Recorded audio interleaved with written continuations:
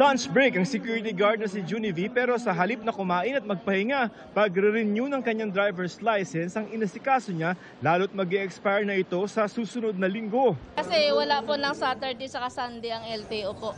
Opo. Kaya sumaglit mo na po ako.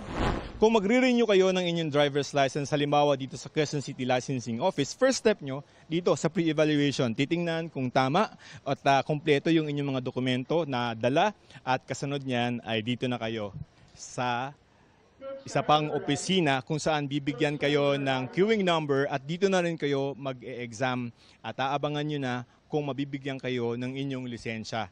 Pero simula ngayong araw, kahit nasa bahay, makakapag-renew ang mga tulad ni Junivi ng lisensya sa pamamagitan ng online driver's license renewal.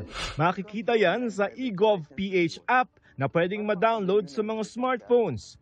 May email code na ipapadala sa inyong email para makasiguro na kayo ang nagre-rehistro sa eGov.ph.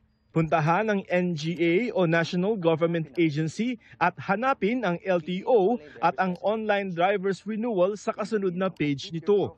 Doon i-upload ang inyong driver's license na mag-i-expire na. Online na lahat kahit ang medical examination at online driver's examination.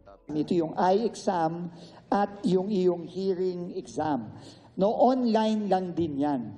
At kapag natapos mo na yan, i-upload mo din sa file mo. Hindi na kailangan pang pumunta sa LTO office. Yung picture po na ilalagay sa driver's license, i-upload na lang din po ng aplikante with using white background. Doon na rin pwedeng magbayad ng halagang 660 pesos para sa lisensya gamit ang e-wallet o online banking. Pwedeng ipa-deliver sa inyong bahay ang inyong bagong lisensya. Advantage yun sa mga nagtatrabaho. Ang message namin sa mga fixer, simple lang, maghanap na kayo ng ibang racket. Para sa mga may huli, kailangan munang bayaran ng multa bago magamit ang app. At para sa mga first-time applicant ng driver's license, kailangan pa rin ng personal appearance sa LTO office.